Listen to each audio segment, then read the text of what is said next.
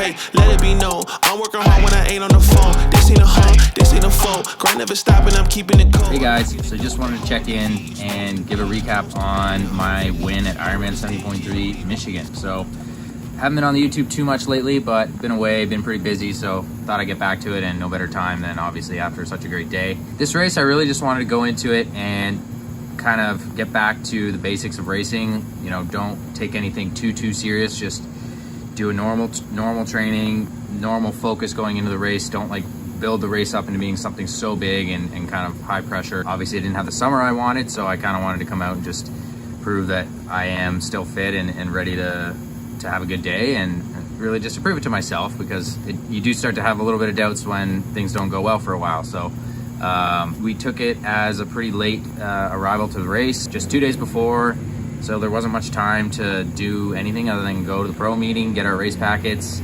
and you know, do a little bit of pre-race training, get to know the course a tiny bit, and just go do the race. It's a nice small town vibe, nothing too big, feeling like it was a relatively small race, which was kind of also helped to keep things a little bit more chill. I knew it was going to be a pretty tough day just with the competition, so hoped I could have a really solid swim and get myself into the spot I wanted to be. Hopefully not too far behind like Sam Appleton, Matt Sharp kind of guys, and decent lead on Lionel and Trevor, and managed to do that. Had a good swim, settled right into the second group. I was on Lauren's feet, which kind of made things pretty relaxed because we're about the same speed, and I knew if he was kind of doing the work, I'd be saving a lot. So did that for the first few hundred, and then led for a little bit, but ended up sort of just sitting in the group and conserving. Unfortunately, we did take a little bit of a wrong line on the way back in and had to go back on course.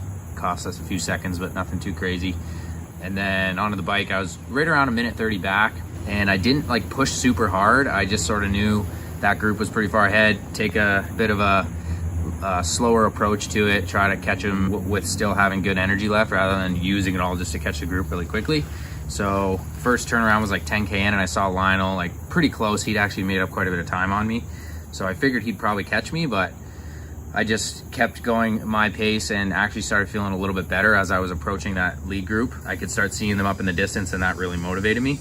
And once I did catch them, I just sort of sat behind for like 1 or 2 minutes just to kind of gather myself, and then just put in a huge effort to drop that group. I knew Sam Appleton's pretty damn strong and would have a good chance to hang with me if I didn't put in a big attack. So I did 2 minutes at about 400 to kind of try to separate myself, which I was able to do. And then I just felt good. Like I was riding good power. I felt relaxed, I felt strong. I like courses like that are smooth roads and just like little hills to kind of switch up the momentum.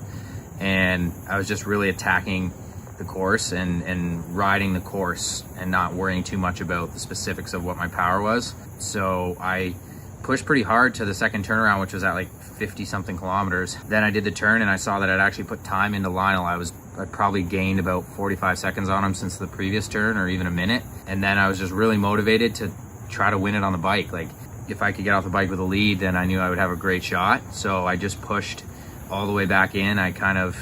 My power faded a tiny bit, but I really did stay pretty strong, stayed aero, only got out of aero a couple times on some of the hills. So really good bike, and got on the run with a 2-minute lead or so, just under 2 minutes, I think.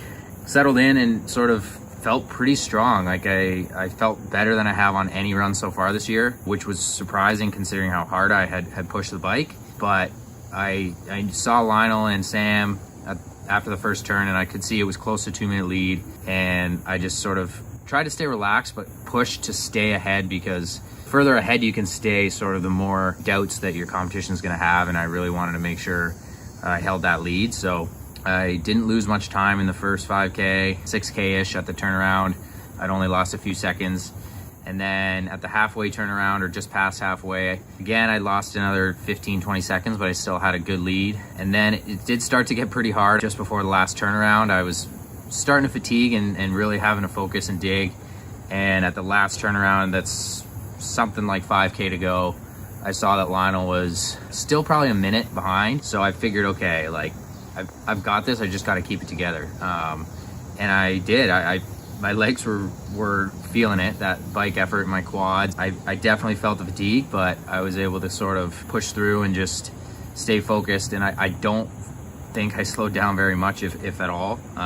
Probably slowed down a little bit, but the last few K is sort of a gradual uphill and a bit of a headwind, and I knew that Lionel was going to be really strong there. So I kept on it. Like, I did not ease off at all, and that's a good thing because he really did start to pull back time, which I wasn't too surprised, and people were giving me splits that he was kind of starting to close the gap a little bit quicker. And then I still figured I had about 30 seconds, but at the last little turn before going into the finish sort of area, I heard someone cheer for Lionel, like he was close. I took a quick look over my shoulder and saw that he was like probably only 10 seconds behind me, 10 to 15. So, you know, 300 meters to go ish, and I really picked it up. I did not want him to have a chance to sprint and catch me.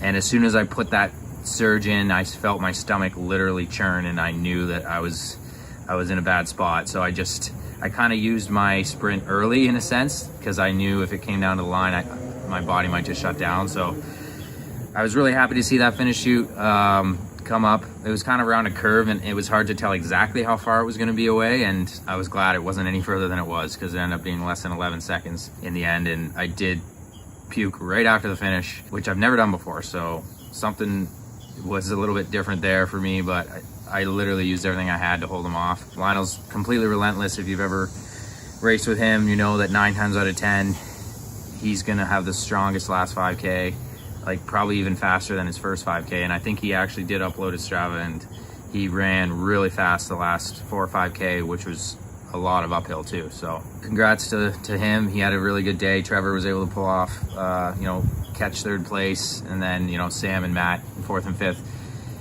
Really good competition, and I had a really good day. Obviously my best day of the year if you just look at my splits and my power and how I felt. Hoping to do it again in Augusta.